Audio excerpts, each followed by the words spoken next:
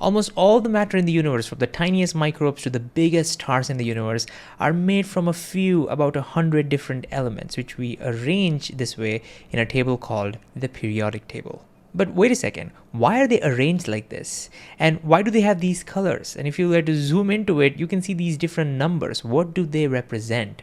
Well, let's find out. First and foremost, these elements have symbols, right? H for hydrogen, He for helium.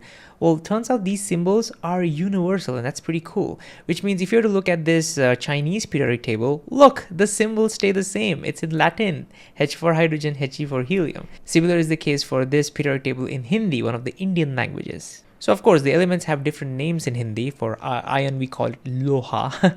But the important thing is that the symbol stays the same. So the symbols are universal. But the next question is, what exactly are the numbers over here? There are two, right? Let's start with the number on the top. So it starts with 1 for hydrogen, and then 2 for helium, and then if you zoom in, 3 for lithium, 4 for beryllium, and so on and so forth. Well, these numbers are identification numbers of these elements, and we give a name to it. We call it the atomic number. So for example, if I say the element with atomic number 22, well, that's always going to be titanium. Element with atomic number 5 is always going to be boron. And so these are integers, they are continuous, and the last element has the atomic number 118, which is called organoson. Fun fact, elements up to uranium, which has the atomic number 92, are naturally occurring, but the elements after that are pretty much synthesized in labs. As far as we know, they do not occur in nature. But what about the second number? Well, that's called the atomic mass, and it tells us how massive this element is compared to hydrogen. Again, just to give us some examples, if you look at hydrogen's atomic mass, it's 1.008. Right? Now that is in some unit called as the atomic mass unit. Don't worry too much about that. But now if you look at helium, its atomic mass is 4.003. This means an atom of helium is about 4 times more massive compared to the atom of hydrogen. That's the meaning of atomic mass. The atom of gold is about 197 times more massive compared to hydrogen, and so on and so forth.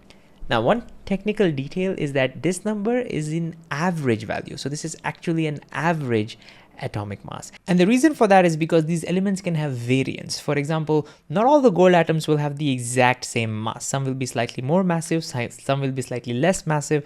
And so this number here represents the average value. This would be true for all the other elements. They have variance.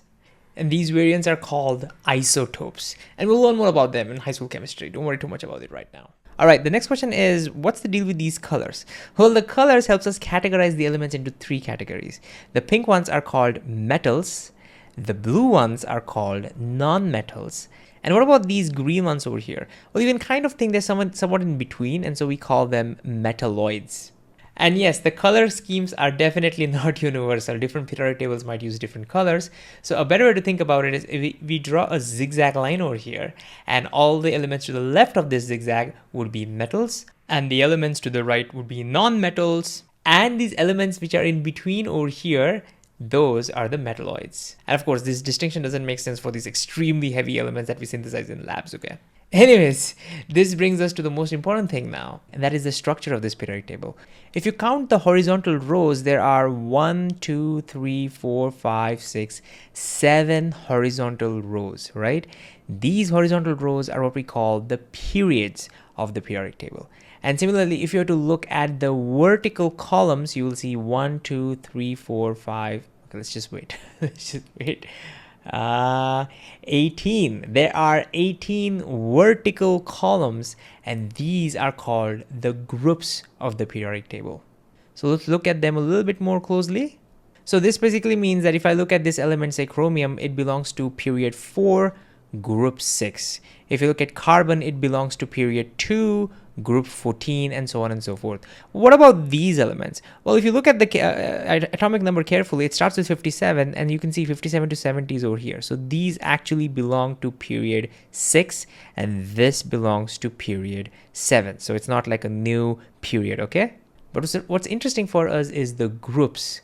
Elements that belong to the same group tend to have similar properties. And that's why some of these groups have names. For example, elements belonging to group 1 are called alkali metals. Elements belonging to group 2 are called alkaline earth metals. Group 17 elements like fluorine, chlorine, and all, they're called halogens. And group 18 are called the noble gases. For example, these elements in group 1, the alkali metals, they're all soft and squishy. I mean, look at this. This is sodium. You can cut it like this. It's kind of like clay. They all also have silvery color and they have very low melting points. And their behaviors are similar in chemical reactions. For example, if you were to put them in water, they all react violently. Look at that. Another example, group 11 elements like copper, silver, and gold, they're all metals and they're all very shiny and super hard. They are malleable, which means they can be hammered into shapes, and ductile, which means they can also be pulled into wires. And if you look at group 17 elements, the halogens, like fluorine, chlorine, and so on, they are quite chemically reactive. So in their natural form, they can be dangerous.